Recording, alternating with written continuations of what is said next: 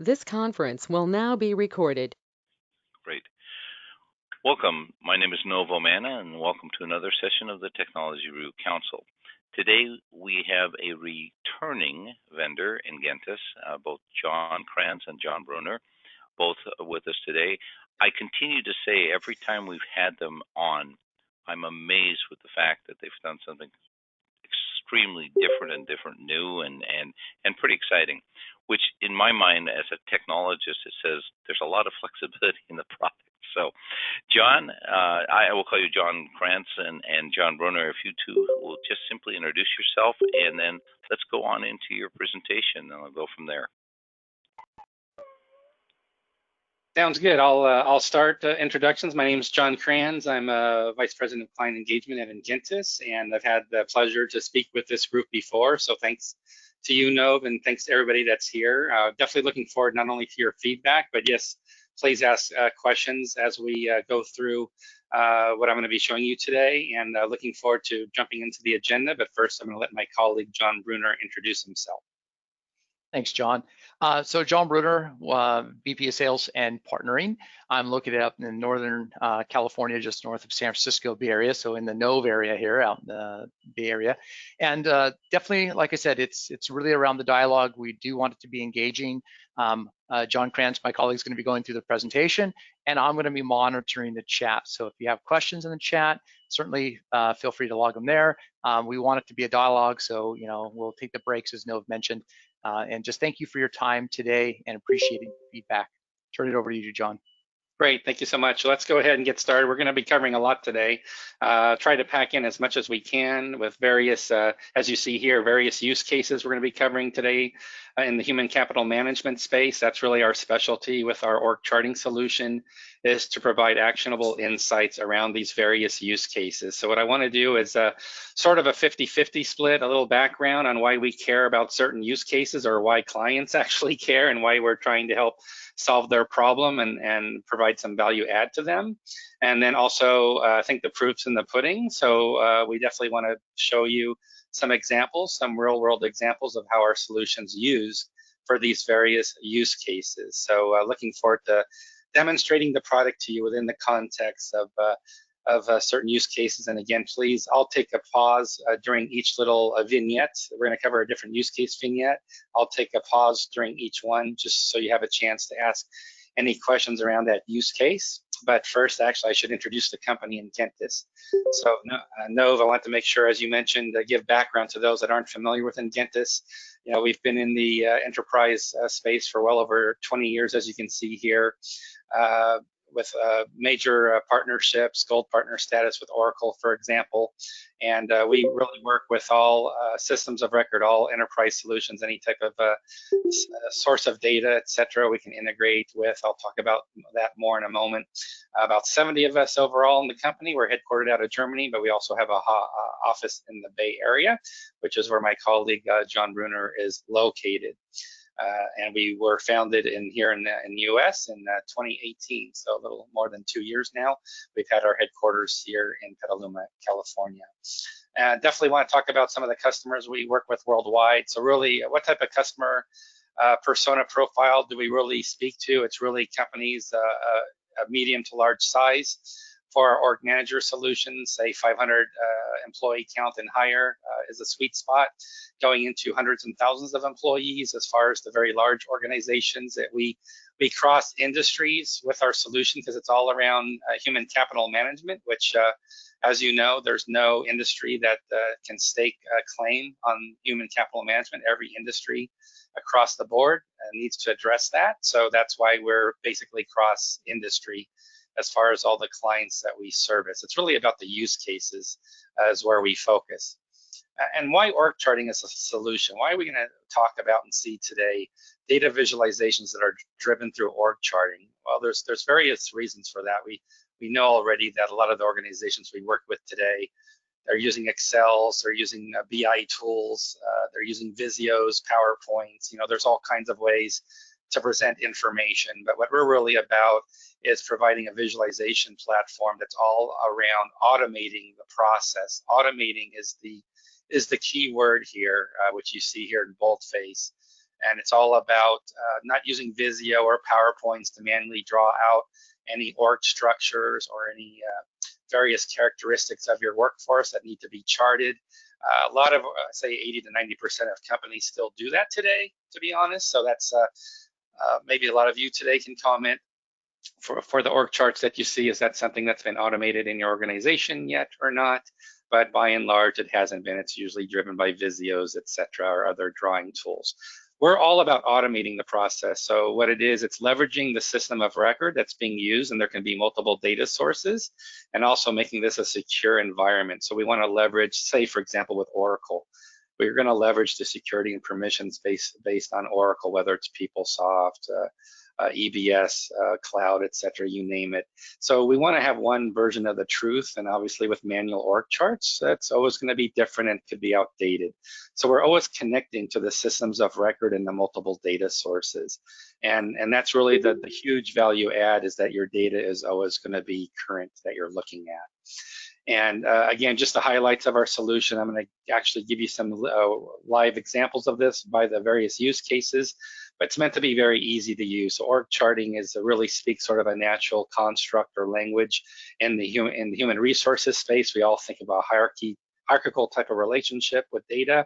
So that's why org charts really work well when we get into all these different data types that we're going to be looking at for reporting out these various use cases. And but we also get into succession planning, doing modeling and simulations, which is really important today in these, really these turbulent times with everything that's happening right now with around COVID. So we'll talk about that a little bit as well. So an overview of our solution to make it automated is, first we're going to do the data connection. We're going to connect to those various systems of record. Could be PeopleSoft, Oracle, EBS, could also be spreadsheets or flat files.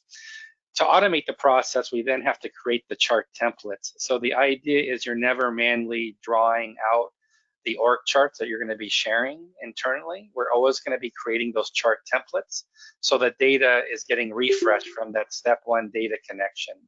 And that's what really drives the org charts and why they're always going to be up to date. Typical clients, they'll refresh their org charts every few hours or perhaps overnight, say 2 a.m. And next day when people show up, they'll see the latest version of the org charts based on the data refresh from those various solutions they're using. And then we publish out, you need to have access to the org charts and the data we're visualizing. So that's done through any typical browser. You could be on any platform, any device, down to the smartphone. It's fully HTML5 compliant. There's no plugins to install. So the idea is it's very easy for anybody to digest. But again, there is going to be security and permissions that's going to drive who is allowed to see what as far as this secure, sensitive HR data. So that's a little bit about the solution. I'll pause here just to see if anybody has any questions, since I've just covered the background of the company, as well as a basic construct of what our solution focuses on. So I'll pause for a moment here. Hey, John, there was a question on the chat that just asked about to differentiate us from the competitors. So maybe I'll quickly cover that. We're about to get into the interesting parts, though. That's where we're getting into actually use cases. So Org Manager is an enterprise application. It's all built around configuration, so custom chart views or business cases around the specific needs for the clients. So it's not a template you have to pick and then choose which template works best. It's really about custom configuration work.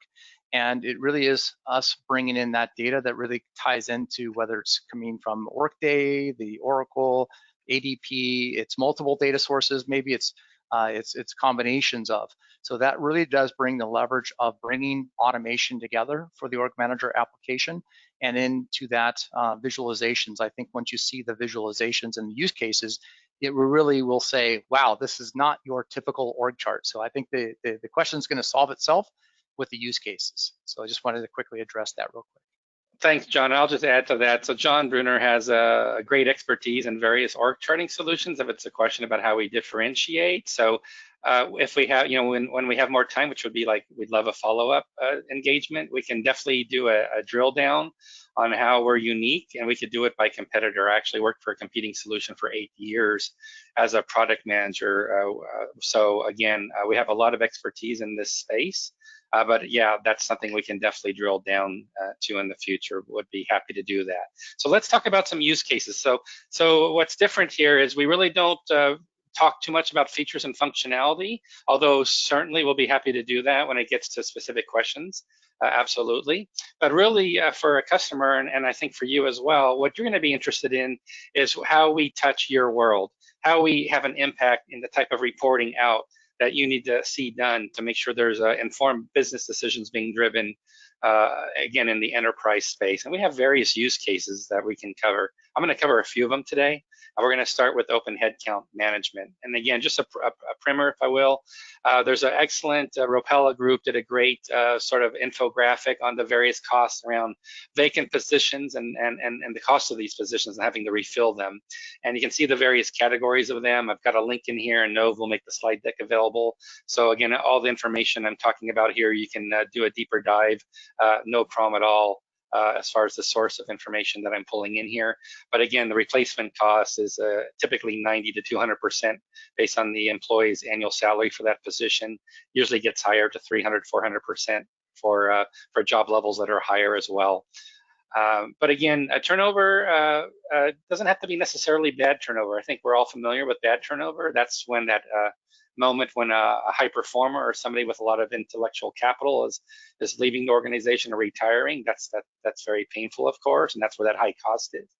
But I'd also like to challenge some of these. I always like to challenge the works we see, and I know you'll challenge us today as well with some premises we have. So I definitely don't view all turnover as being bad turnover. I think there's cases where organizations and also for employees, there might not just be an optimal fit or culture, and changes need to happen there.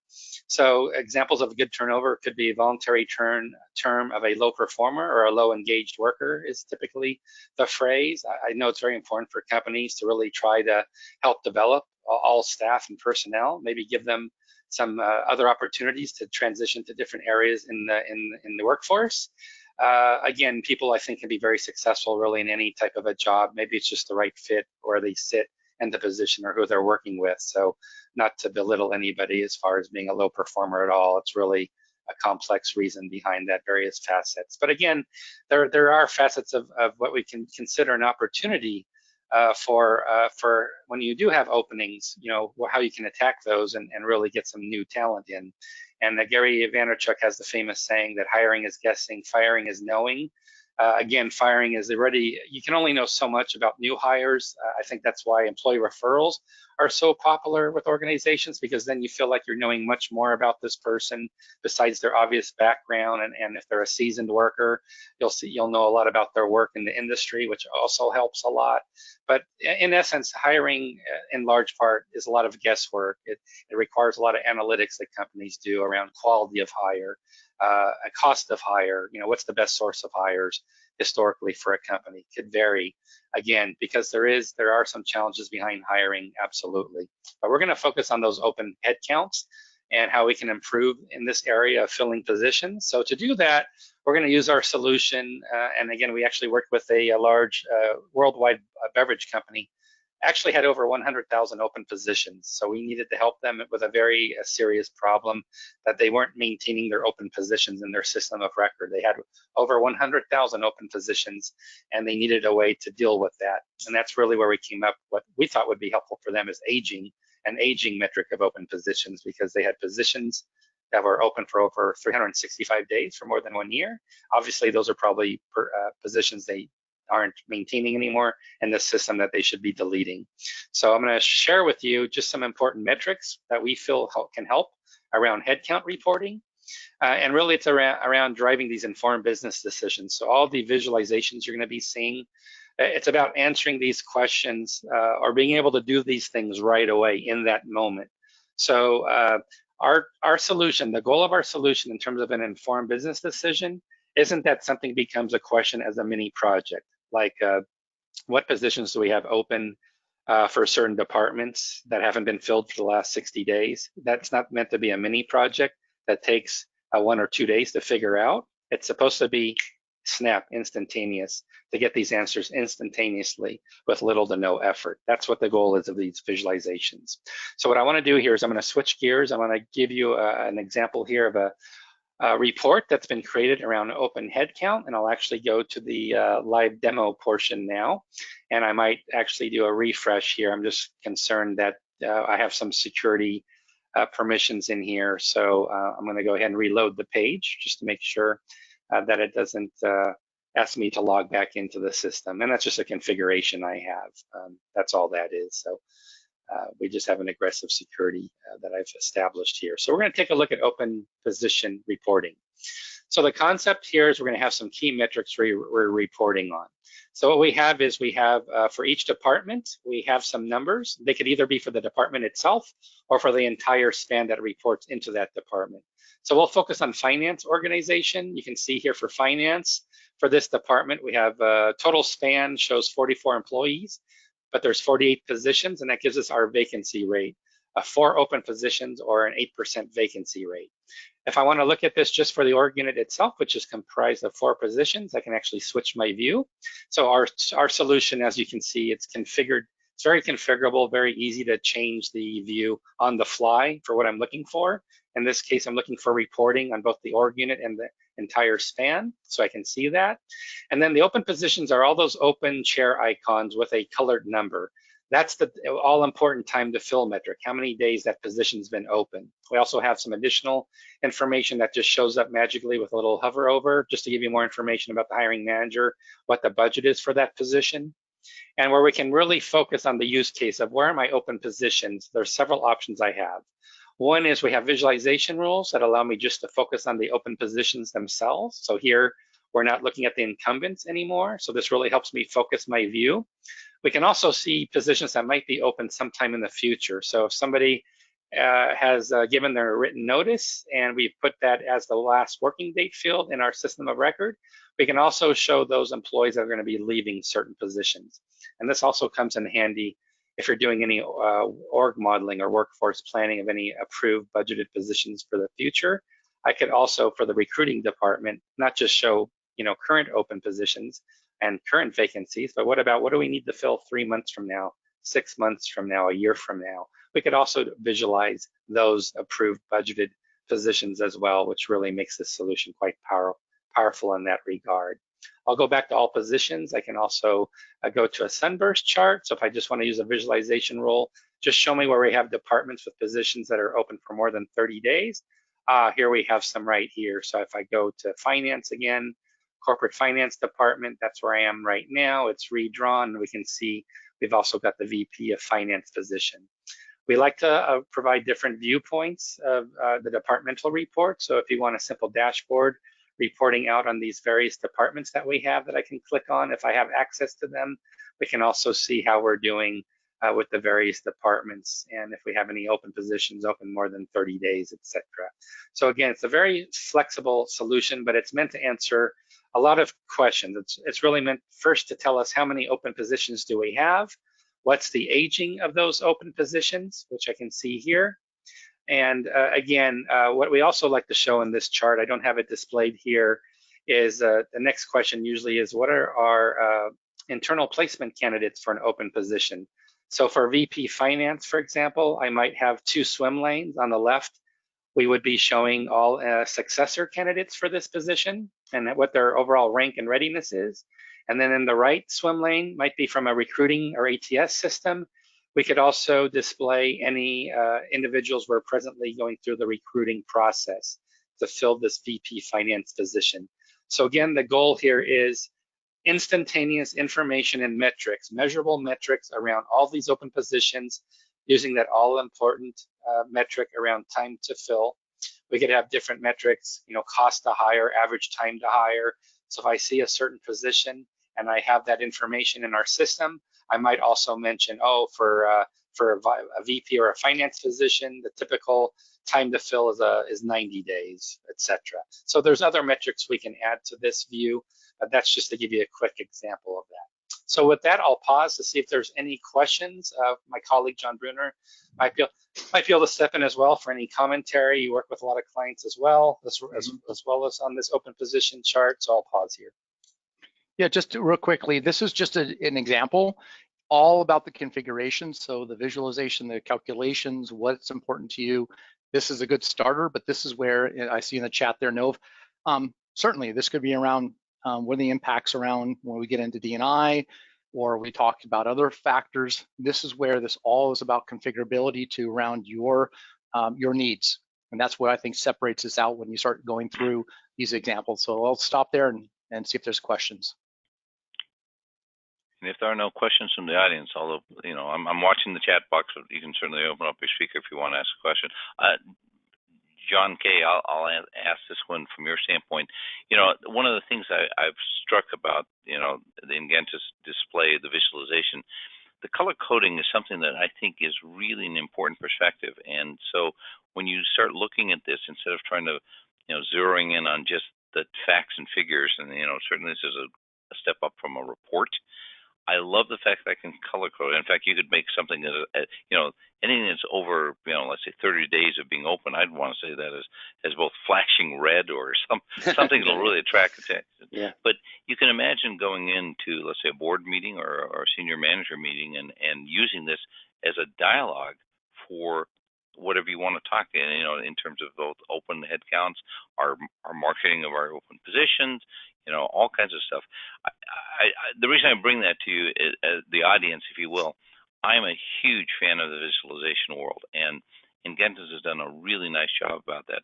But I think we continue to overlook the fact that people get drawn to colors faster. And I think that's something, if you want to make a point, change the colors on this. Right. That's all. Yeah, so and North, the org structure is one that people look at and they easily identify what's going on. So Exactly. yes, we're not a BI tool, but a BI tool can be very rich and powerful, but sometimes you get lost in the translation of what you're looking for, what you're looking to do. Exactly. And as you put this into a dashboard, as you said, for a presentation, this is where maybe our D&I chart comes in, where you can actually have basically a rollout every week to see how are we tracking against certain metrics that you have set up. And again, we'll get into that a little later, but it really is around building out specifically based upon the client need. And every client has different needs, so that's where the configurability comes in. But for sake of time, John, unless there's other questions, I would say just keep rolling. Absolutely. And I will simply say to the crowd, if we do go over the hour and you're willing to stay, I'm going to keep the meeting open because I know we've got a lot of ground to cover. But I will certainly make sure that the link for the whole video goes out to the YouTube, and I'll send it out to the crowd as a whole. Sounds good. Thank you. Thank you, Nob. So another use case, and this obviously is very much in the forefront of enterprise today and has been for recent years, is diversity and inclusion.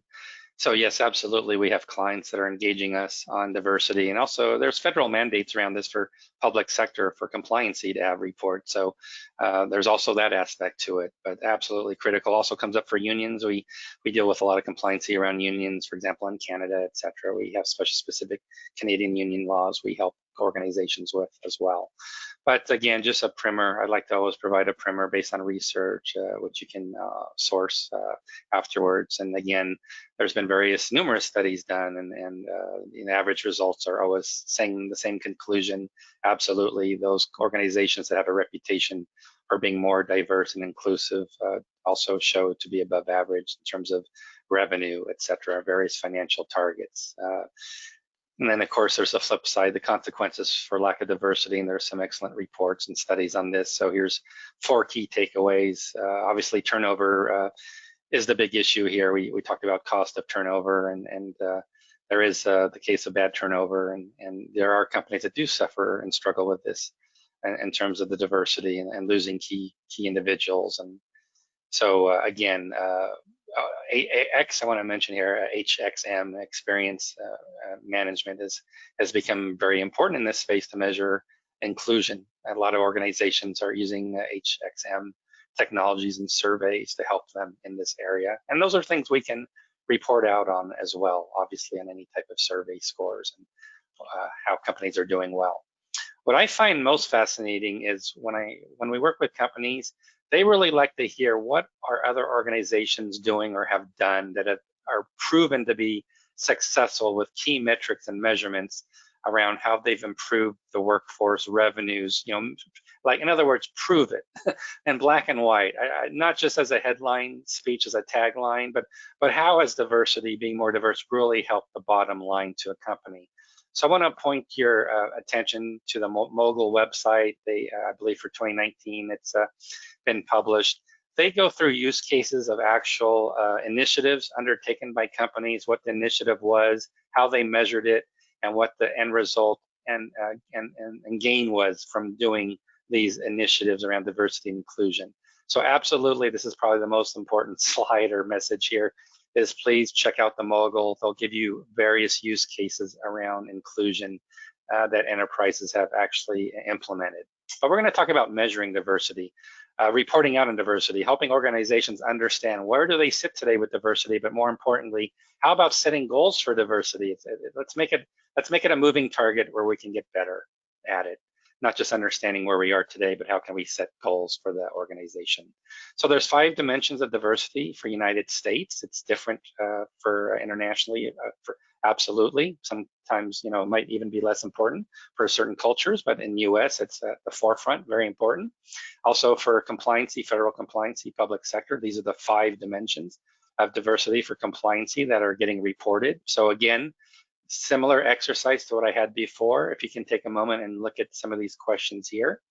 This is what our use case and our solution is looking to help clients with, to be able to answer these questions in an instantaneous moment, not in days, but not in weeks, but in a moment, to be able to do these things once we have our solution and our report established around D&I. So let's take a look at how we approach this use case. So we took a certain approach. Instead of focusing on just doing a report out on the composition or a simple reporting out on diversity on those 5 different metrics we just covered, we want to do index scoring. And by doing an index score, that helps us, gives us context to our scores of how are we actually doing with our measures around diversity. And then we can also do some goal setting. So as a simple exercise, and I'm using a demo chart in this case, I built the demo chart based on US Census data. So you can see here off to the right, I've got census data. Well, on the left, I've got census data by age group, which is one of those 5 areas, 5 pillars for reporting out. And then also you can see for culturally, also for diverse people, persons of color, we also have our national statistics on that. So what we're going to do is we've got all these statistics and benchmarks. We're going to use them as benchmarks. So when you look at the benchmarking data, those little percentages in those boxes in the chart legend, if you will, those are the benchmarks for based on US Census data. So the 40% of persons of color, gender being female 51, age which is 40 or over, 42%, persons with disability 7, veteran status 6%. Those are based on recent Bureau statistics. But what we wanted to come up with is how are we doing as an organization for our various business units. So you can see here I'm pointing at with a red arrow this overall index score.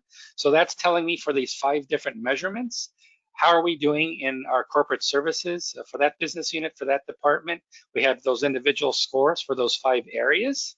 But then we have an overall index score, which we can change the weighting of as well, which tells us how we're doing overall in terms of against the Census Bureau data. So that gives us context to how we're doing based on some data. And that's what you're seeing here in this chart. So I'm going to actually go to it now. So let me switch screens again. So let's go ahead and change the view here. So here we see we have some census. This is that census data I was talking about earlier. So again, what's really important here is you need to set your benchmarks. So we have those benchmarks established here. What organizations can do, you're not necessarily going to use US Census data. That's a very simplistic example. Typically what companies do is they're going to set different benchmarks for some of these quadrants based on what they want for certain departments in their organization. For example, you'll even see it in the news recently that Adobe Systems, other companies, they've taken initiatives where they're making commitments to interview or hire more individuals under persons of color. So maybe at job grade levels, at very high job grade levels, you might set a very high target, whereas in other areas of the company, you can have absolutely different benchmarks you're shooting for. So the concept here isn't, I don't say this is like a plain vanilla Jane benchmark that has to be the same across the organization. You can use whatever benchmarks and goals you want for these various departments, but for simplicity's sake, we're just showing you this one legend that we're applying overall. And you can see for this organization, if we're below 100, that means we're trailing. And I've just pulled up a little overlay here that shows you for finance, for those 5 areas, persons of color, gender, age, etc. You can see, how did they score and how did they rank for each of these areas against those benchmarks that we've established, and whether we're above or below it. If we're above it, great, we're in the green, we're above 100. If we're below it, we're either yellow because we're just below it, or we're in the red, we're below 80% score. So the concept here for an organization is you're not just seeing the composition of your workforce, but you're also knowing how well are you doing against any established goals or benchmarks. So these benchmarks can also be goals that you're going to set for the organization. I can also bring in a dashboard view to see where am I trailing the most throughout my organization. So here I'm seeing organizations where I'm trailing, or where I'm maybe not doing my best. So for ethnicity, gender, age, we can see those areas, how we're doing overall. I can also pull in for certain departments. I'll go ahead and select one. I think this is where it's going to redraw my screen because it's been a while since I showed this. But again, there's a dashboard that allows us to view departments or business units, and we can pull up the index scores, just based on that part of the organizational structure. So again, I can do it now. Since I've done a refresh, I'll go here to HR organization, and we can see here how we're scoring. Again, under gender, we're scoring low in gender. We're a 58 in the red. We're doing very good with veteran status, however. So again, what we can do is we can use this for our initiatives around inclusion and diversity to see how we're doing and how we're doing against our goal setting. So what I'd like to do here is I'll just stop here for a moment to see if there's any questions around diversity. So John, Bruner, I'll bring you back in. I'll just add a couple of things. So we're seeing this impact our workforce modeling as companies are having to restructure. We'll get into that a little later. It's a little further down, but this also impacts into their planning stages. So again, you might have an index score that shows green, but you don't want it to have certain averages that will overtake because you have very high veterans and disabilities, but you're really focused on persons of color. This is where you can have weighted scales. So again, it's all about configuration. So when you get this report, you see it in org chart view, but we can also generate a PowerPoint deck. So again, on the weekly call, you actually have in Empowered, you have where are we right now, and how are we tracking against goal? So not just waiting for the end of the year or end of quarter. This is showing you as the data updates. We're automated, we're bringing that data, and we're giving you the information, we're providing that information the way that you want to see it. So typically, it's all around how do you want to see it and what are important facts for you. Yes, veteran status is 4 different categories. We're grouping into one. This is all just part of the demo, but we've had clients who've wanted to break it out. So we broke it out and have all the 4 different categories. So it's really around that flexibility. So quick questions or comments? Is this helpful? I can add a quick comment. This is Bonnie Tudor. And so I just wanted to say, Ingentis has been reviewed by customers, several of them out on ravenintel.com, which is my company, and it's a peer review site for customer feedback. And so consistently, we have seen customers rating this product and the services from Ingentis, very, very highly. And so I put it in the chat box, just some information about what I heard about a month ago from a customer who had some specific use cases around COVID-19. So this was, so This was a very large healthcare organization, SAP shop, and they used the org manager to develop org charts for their COVID command center. So they had to restructure in a very short period of time, and hire quite rapidly. And what they said is well, without this tool, it would have been much more laborious to complete this COVID command center initiative that they had, and the way that Ingentis sort of helped them get live and operational was really instrumental in them being able to weather some of the early impact of COVID-19. So again, just a comment, completely unsolicited, but it's what I heard on ravenintel.com, and so I thought I would just add it. Yeah, thanks, Bonnie. I mean, this is where definitely what you heard Bonnie say, and this was quoted by the client, this saved us time. So again, a lot of people, you're out there in the audience here, you're doing this in a different way. What our tool does is really help in that time savings, and it's producing things more rapidly, maybe a little bit more informed as we get into when we talk about a reduction in force and furloughs and early retirements and stuff that we've worked with, large organizations. So this is really when it comes down, it's a time saver, absolutely. So that's a great comment. So other questions? So John, this is Nov. Just a very quick perspective. So knowing a lot about the product, I'm going to ask it as if I didn't know.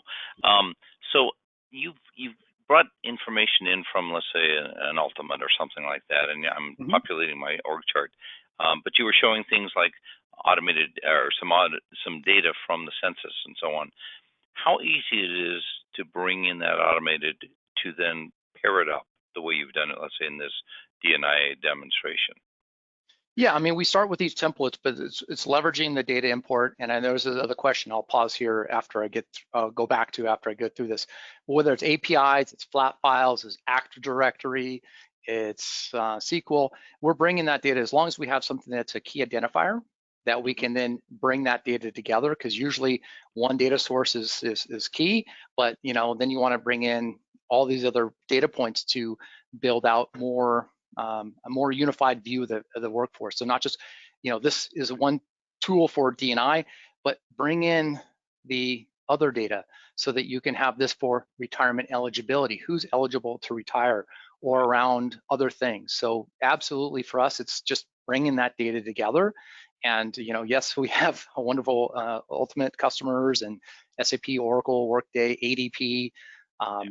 Across the board, we're data agnostic, but we really do have partnerships and where data comes in a little bit freer. There was a question that somebody was trying to say.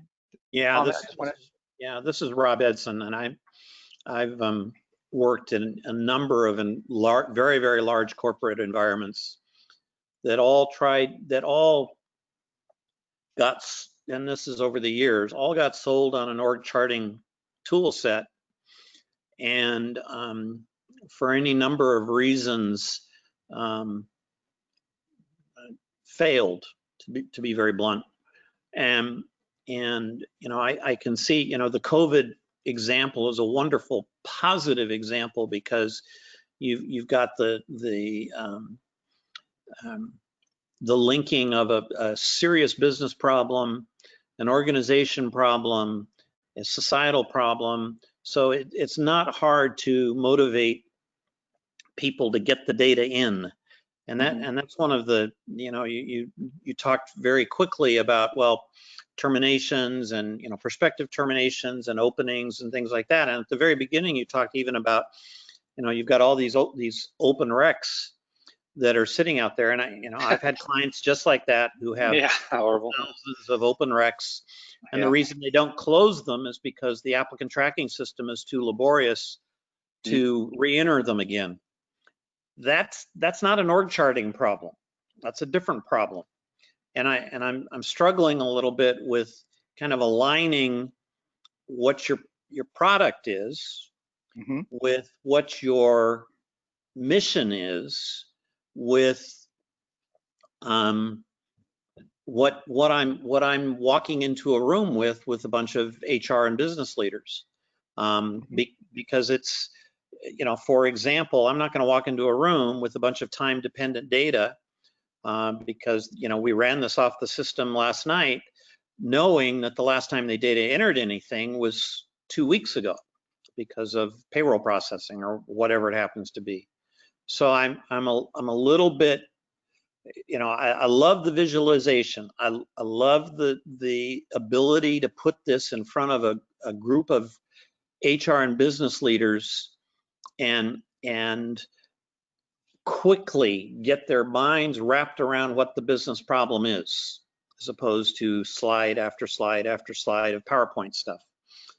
So I love that, but I'm really trying to wrap my mind around, okay, is this organization charting, which doesn't have a great track record?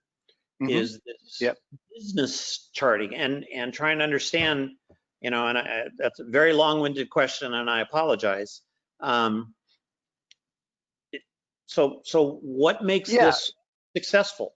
And what are the critical success factors that makes this work that aren't, you know, well, everybody needs to do diversity inclusion. You know, I've been in HR for 35 years. I've been doing diversity and inclusion for 35 years. I don't need a pitch on, you know, why it's important.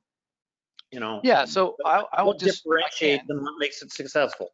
Yeah, if I can, I think what it's unique for org managers, we're really, you know, data driven. So think of us as an HR data visualization tool in the format of org charts. And a lot of, and I have a past working with another company, and John was a product manager of another large enterprise charting company himself. So we have some background in there, and a lot of that was around all this customization. With Ingentis, we're really around configuration, customize the view, but it's around data configuration. And you're right, if the data is old, it's not going to make a difference. So it really is trying to tie into as much of that clean data as possible, or as refreshed as possible. And different platforms, you know, can be near live, it can be all different ways. But what we're trying to do is really to visualize that information in helping making more informed decisions. And so it's putting this together, as I said before, it's about reducing the amount of time that it would take you to do X, Y, Z. If there's a format that this works well in the D&I work, to help bring that visualization so that you can go in a weekly call and have a PowerPoint deck and with each department and everything, great. If you're doing it a different way, the tool is really around different use cases. What's happening right now in our 23 years is we've been of an org charting tool with modeling. This last year, you know, thanks to, you know, disruptive times with COVID, companies have had to restructure, redo their workforce to meet today's challenging times. And so we've taken that structure and we take a snapshot of that structure, and then we use that structure to model out different things where we can focus in around marking for furlough, you know, early retirements, all that. We'll show that a little later. But this is where you want to bring in around, we have a retirement eligibility, D&I. We want to bring in elements that help you make more informed decisions. Companies are making their workforce restructuring. They're going to do it regardless of our tool, but our tool is there to help them to make, you know, let's focus on, you know, our top performers and keeping those, or first in, last out. It's really there to help them visualize, as Nov put out, colors, calculations, filters. It's really helping the workforce to make whatever changes they're doing. You're right, we are an org charting tool, but it is data driven, but it's helping companies to make more informed decisions based upon the data that we are able to display, because we're not tied to one area. We can transcend succession, D&I, corporate directory, modeling. We're trying to bring as much of that data together to then create the visualizations that people want to see. And again, it is still charting. I will agree with you on that, but it's a little different take. Yeah. Yep. So,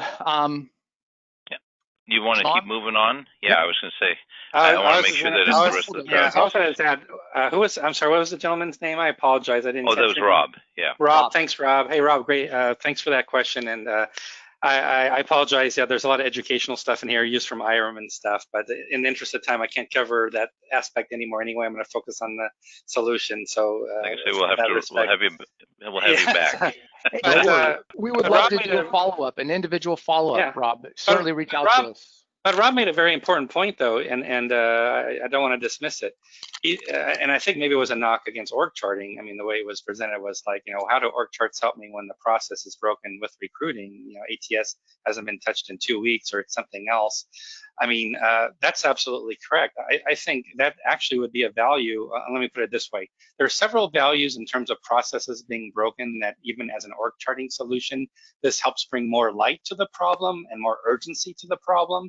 So we have companies that spend hundreds and hundreds of thousands of dollars to do org design, workforce planning. One of the most complex things organizations undertake today is organizational design. And one of the top reasons why these initiatives fail is because of a lack of confidence in the data. This is coming from system of record. So if it's, I don't care if it's Oracle, SAP, there's been studies done on these very high visibility org design, solutions with consultant firms and everything, where the data is just, like you said in your recruiting example, well, the data is just bad. So how can this org chart help me when the underlying process and data is broken?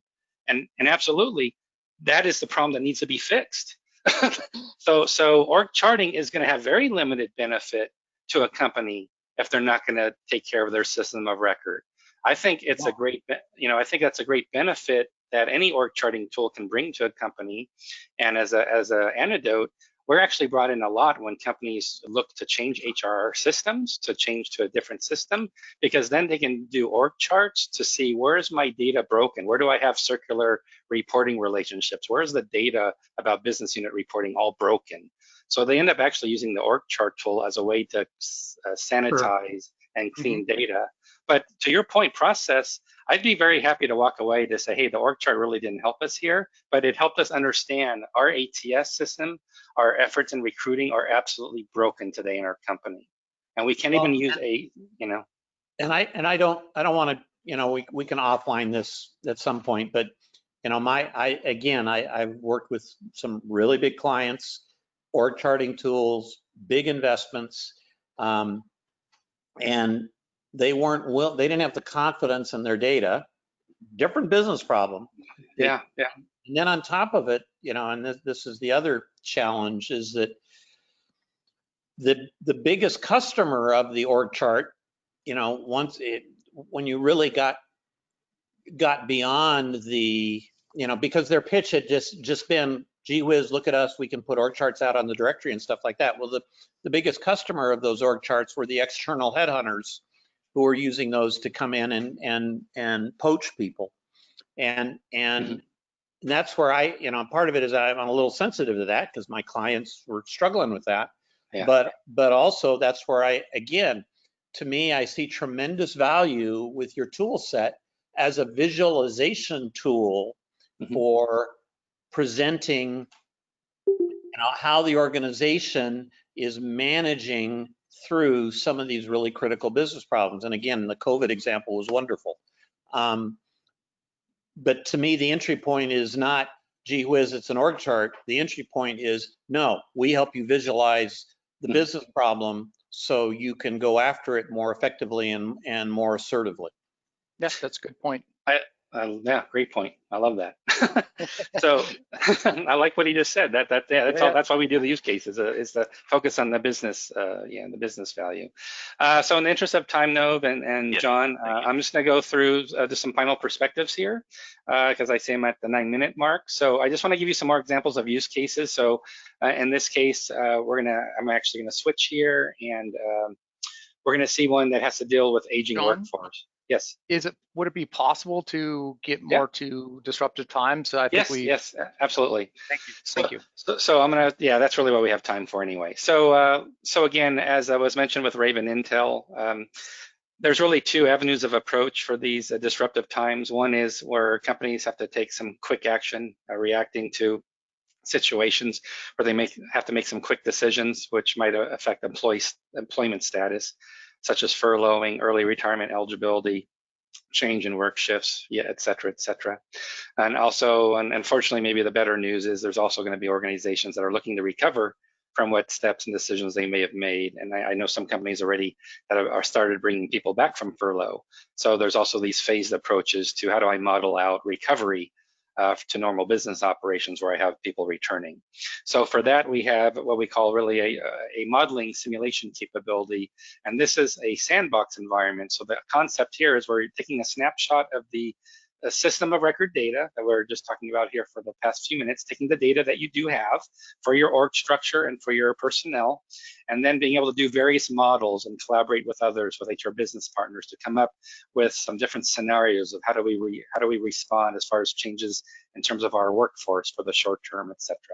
So I'm going to go through here. So I'm going to give you an example. I'm going to go ahead and turn modeling on. I might have to do a refresh here actually first. Let's see what it says, to give you an idea of how we can do modeling. So this is not just a visualization necessarily of the system of record data and whatever else we're bringing in. It's also going to be making changes, actual changes, and modeling out changes to the workforce. So I'm going to go ahead and enable the simulation now. And what we're going to do is we're going to focus on an organization, just as a simple example to start. So I'm going to go into Dr. Frank Wood's organization. We're going to go under finance. And I want to just give you an example how the modeling would work. So we'll go to head of payables department. And what I'm going to do here is bring in some visualization rules. Unfortunately, we're in a case with COVID where we need to make some hard decisions around employee furlough and perhaps early retirement eligibility. So I'm going to give you some very simple examples. Of course, they'll be much more complex in the real world. But let's say, for example, that I want to quickly find any employees that might be lagging performers to a performance of 2 or less. And just in this simple example, I'm going to go ahead and nominate this person as a furlough candidate. What we're also going to do here is we're going to calculate. Now, there might not be any costs associated with furlough, just given how it's done. But say if it's terminations or doing early retirement packages, there are costs associated with that. Here's a simple way we can calculate any costs. So if I'm going to undertake this action, we can also determine what the cost is going to be for doing an employee furlough action. What I'm also going to do now is I want to focus on early retirement eligibility.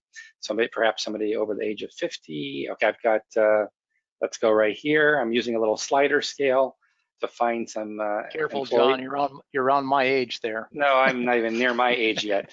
So I'm going to take these 3 employees. Unfortunately, we really have to do some deep cuts here potentially. So I'm going to select these 3 individuals at the same time. And yes, we're going to put them under an early retirement package. And again, we have a separate formula that's doing a calculation based on job grade level, years with company.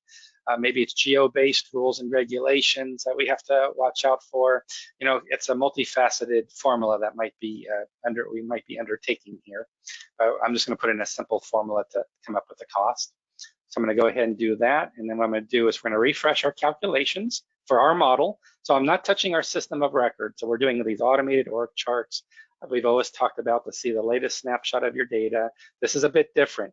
This is where we've taken a snapshot of our data, and now we just want to see if I made these changes, what would the impact be? So what I can see here, just for this department, so here we see head of payables department. We can see we have 1 nominated for furlough, 3 nominated for early retirement, and based on this formula construct we have, we're giving information to the organization. What would the cost be if there was any type of a severance or early retirement package? What would that cost look like? On the flip side, I can't show it today because we have a different demo environment. On the flip side, we could also show what's the future cost savings. If I have to do some budget cutting around headcount and total compensation, what's the future cost savings I'm realizing if we do early retirements and employee furlough? And that's something I could also see in the chart as well, and I can have those results. But this is a simple example of how we can have some visualizations around, yes, perhaps we need to have some discussions around, do we decide to furlough or offer early retirement packages to these individuals? That's where we get into adverse impact reports around diversity, et cetera. So we can have a lot of metrics around that as well. But now I want to show you how deep or sharp a blade I can have here when I do this. So for a very large organization, let's say we want to do company-wide, I'm going to do a search for any persons with, again, just a low, let's just go with a low performance rating, equal or less than 2. Let's do that. Put that in here. So this is going to be a very big cut. So here, and this is a very simplistic example, but the idea is if I do a multi-criteria search, I could focus in on a certain department in a certain location or a certain job grade level. I can slice and dice my search any way I want to get to the population set.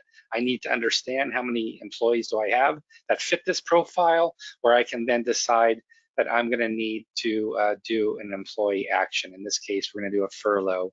Could be, again, new employees less than 1 year at the company.